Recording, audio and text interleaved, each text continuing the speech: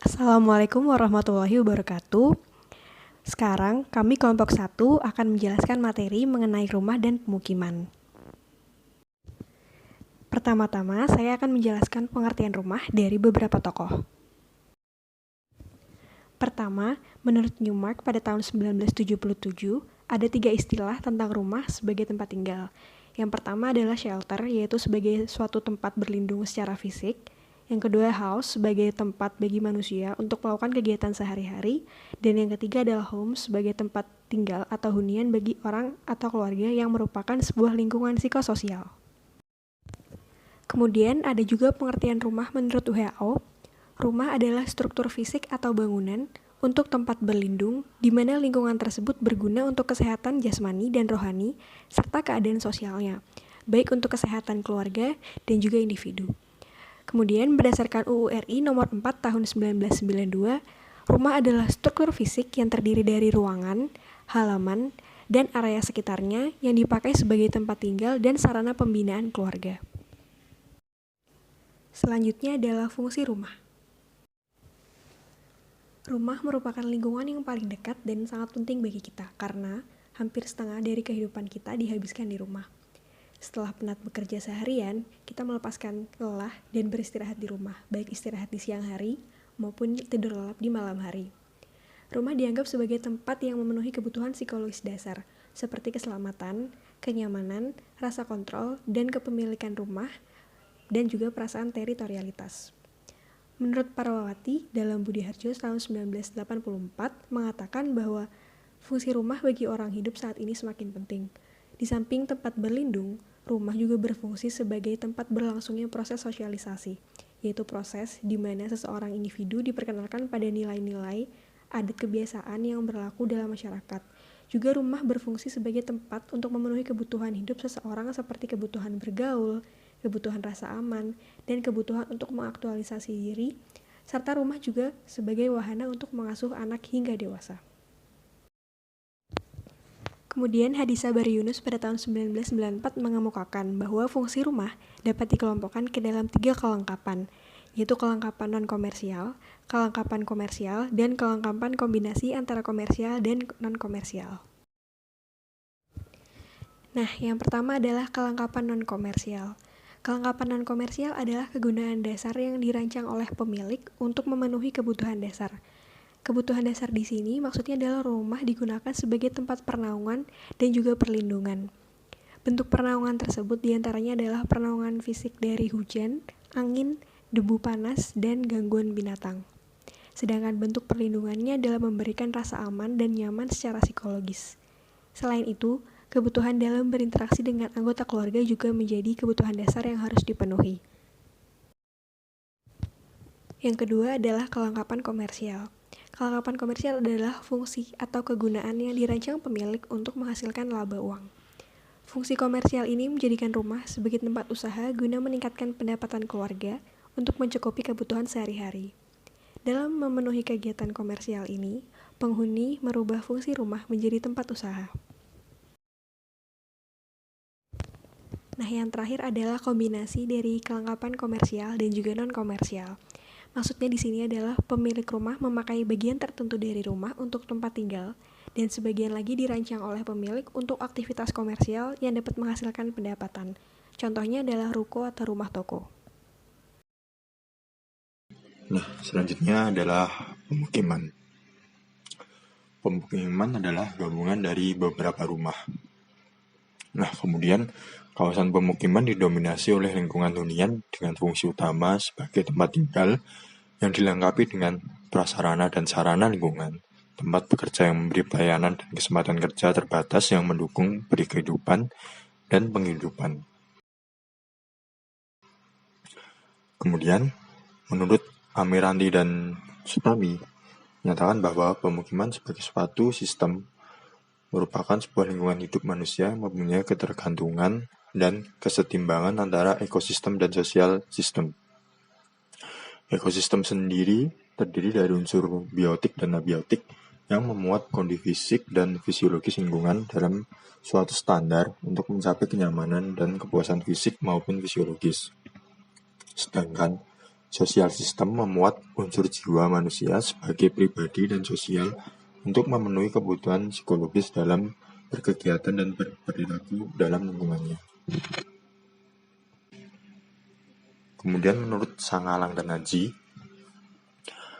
pemukiman yaitu kumpulan hunian di mana pada awalnya masing-masing penghuninya saling bersepakat baik formal maupun informal untuk membentuk komunitas yang dilandasi kedekatan sosial budaya.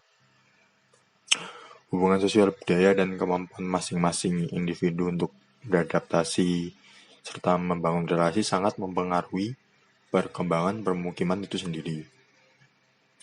Perkembangan permukiman yang dimaksud adalah perkembangan yang terkendali serta dapat memberikan dampak kesejahteraan bagi masyarakat yang tinggal di dalamnya. Kemudian masuk ke klasifikasi pemukiman. Ada 2 klasifikasi pemukiman, yaitu berdasarkan kualitas bangunan dan berdasarkan tata letak bangunan.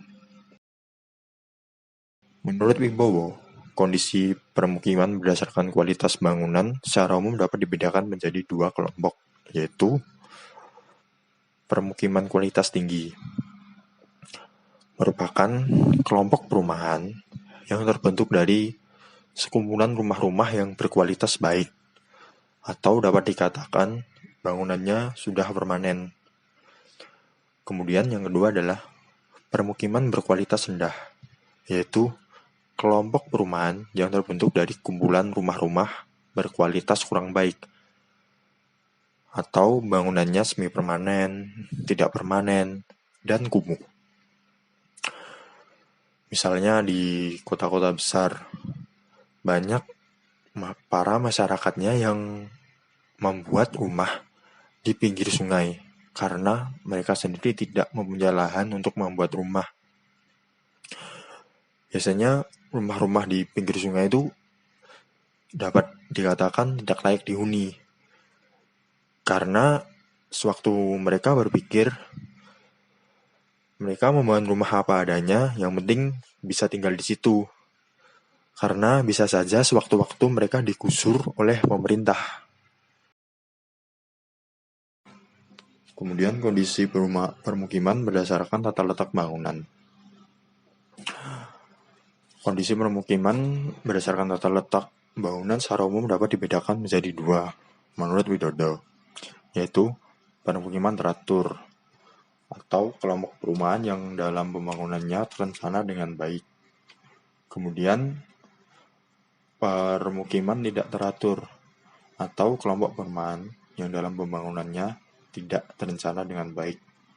Nah, seperti yang Anda lihat di contoh bagaimana pemukiman yang dibuat dengan teratur dan bagaimana permukiman yang dibuat dengan tidak teratur.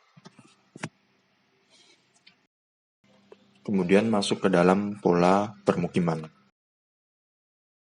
Pola permukiman terjadi jika terdapat persebaran penduduk di suatu kota atau desa. Menurut Rapoport, menjelaskan bahwa pola permukiman adalah proses pewadaan fungsional yang didasarkan pada pola aktivitas manusia dan adanya pengaruh setting, baik fisik maupun non-fisik, yang secara langsung dapat memengaruhi pola kegiatan serta proses pewadaannya. Kemudian menurut Jayadinata, pola permukiman merupakan lingkup penyebaran daerah tempat tinggal menurut keadaan geografi, seperti permukiman sepanjang pantai, alut, aliran sungai, dan jalan yang biasanya berbentuk linear. Kemudian masuk ke klasifikasi pola pemukiman. Menurut Singh, ada 3 klasifikasi pola permukiman. Yang pertama ada tersebar, ada mengelompok, dan yang terakhir ada seragam. Pola permukiman mengelompok